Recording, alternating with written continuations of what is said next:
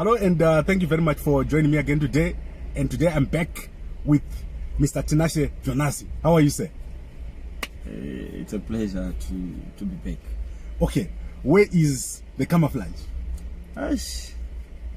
For now, I'm recovering, and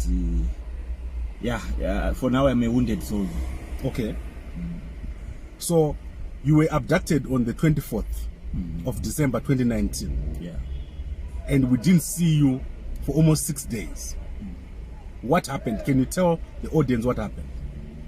Okay, what happened is I stay in Pretoria. So after my brutal attack on the 1st of December, the military intelligence and the CIO upped their game. There were a lot of cars, strange people following me wherever I'm going. Because they try to very much to eliminate me.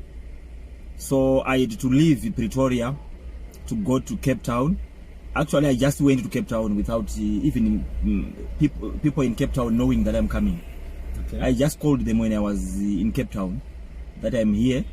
So they fetched me, and then I was hosted actually at the house of the chairperson.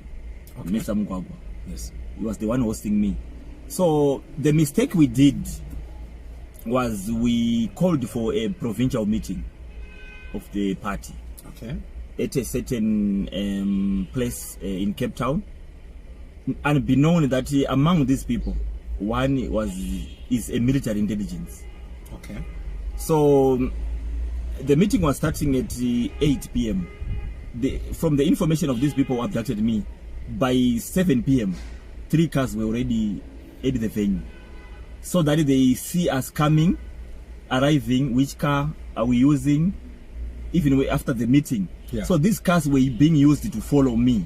Like one maybe follows us for 5 minutes, another follows, so that we don't see. Okay. So unfortunately, we were staying close to the beach. Yeah. So we only recognized one car which was following us. So we drove for another extra hour. Okay, that was the night of the 23rd. I think this meeting we had it, I think either 22nd or 21st. Okay. I arrived in Cape Town on the 20th. Yes. Of December.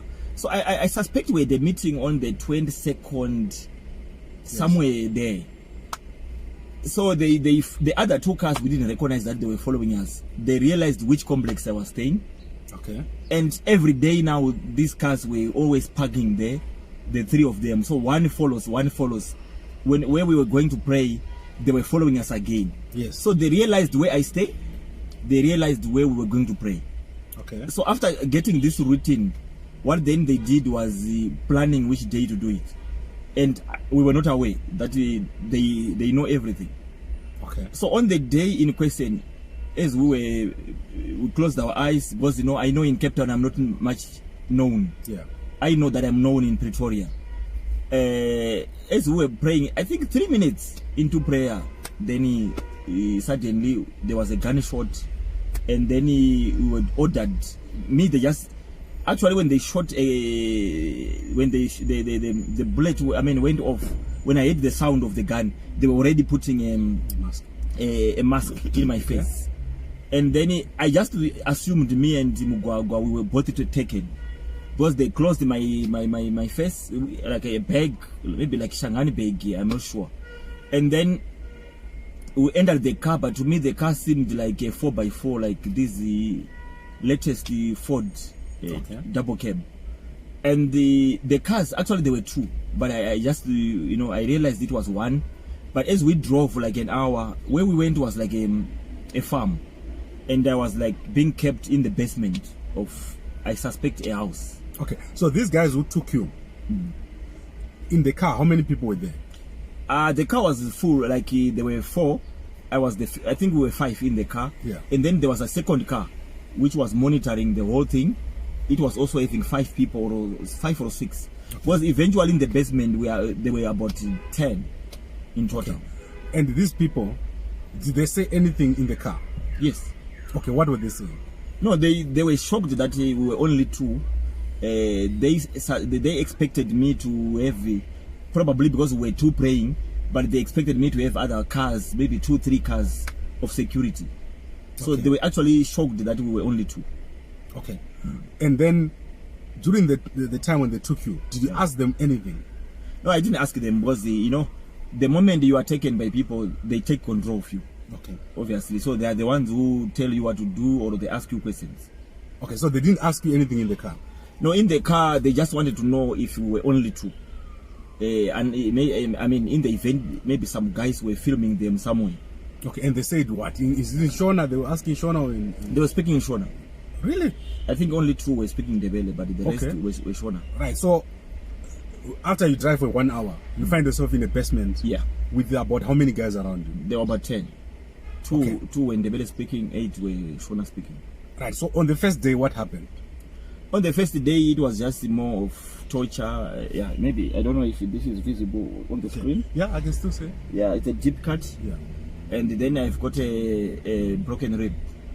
Oh, okay. So this is terrible. Because you know why? You recently had an attack on 1 December. Yeah. So I can imagine, how were you feeling during this whole time? I can say, politics in Zimbabwe, it's a dirty game. Yes. Yeah, the illegitimate government, the coup government, which has successfully created fake political opposition parties, doesn't want the truth that I'm telling Zimbabweans. Okay, so day one goes by. Torture. They leave you alone or they stay with you? No, they were staying with me. So they stayed with you in the basement? Yeah. All the time? No, the guys some were going up because Yeah. I suspect it was a house. Yeah. But some were looking after me. Okay. And then what happened? Day 1, day 2, day 3, day 4, day 5? At day 1, it was more of torture, more of intimidation, more of threatening exercises, frog marching and stuff. But day 2 was more of deals. Okay. Like they were asking me, why would I want to be part of Poland? Okay. So that was day 2. Yes. And then as time went on, did you understand what they wanted from you? No, they were clear to me. These guys demanded to, number one, to kill me. But number one, they wanted to do a deal with me. Like number one, I should be part of Poland. Okay. Then number 2, I should be part of, like a deal whereby I get paid. Let's say I go to Poland, they would process my papers, my flight, and they would want me to be paid so that I appear like a fake opposition. Okay, so you basically, this was an attempt to transform you into one of their puppets. Poland, yeah, Poland is like Mashurugwi. Of course, mushroom, very dangerous guys. Yes. Right, so let's look at this whole thing. Personally, I thought you were going to be killed. I was supposed to be killed, but something happened. Then, Okay, yeah. so what happened? What happened is, I can't remember, I was abducted on Tuesday, right? Somewhere there, yeah. 24th was what? Tuesday. Yes. Yeah, Wednesday, then I suspected Thursday. Because, when you are under abduction, you can't count the days, that Yes. is Friday, Saturday. But I suspect it was Thursday or Friday of the same week that there was a video you posted, Okay. which was Mugwagwa was saying it was Got footage. something like my abduction. Police are saying they've got my footage Okay. of the abduction. Yes. Immediately they called an emergency meeting. Okay. In that emergency meeting was if I didn't cooperate, they wanted to take me to Zimbabwe. Immediately, if I agreed to a deal, I was supposed to be flown to Zimbabwe under escort. Okay. Like they would process my passport and then arrange a flight, or whether whether it's a private jet. I didn't know how I was going to fly to Zimbabwe. But after a deal, I was supposed to go to Zimbabwe and then get paid money on camera. Like Okay. they would tell me what to say in a room, maybe bagged with cameras, so that whatever I say in that room, it's like a deal, and then I get money, I'm paid. Whether after paid that money they will take it back. They just want to have footage, you striking a deal, selling a revolution. Probably, after that they can release the video. Yeah. That you have sold the revolution, so that the people they just leave you. So the idea was to fly me to Zimbabwe and then maybe they get that footage. After that footage, then I become part of Poland. If again maybe they don't trust me, then they were going to kill me. Okay. But what happened was when they realized was that they were following the media, then I think it was posted on your platform that the police are claiming to have the footage of the abduction. So unbeknown to them, they suspected that the area they abducted me, there was cameras. Yeah. So now they thought they were on camera, okay, the whole abduction. So it was not easy to kill me now.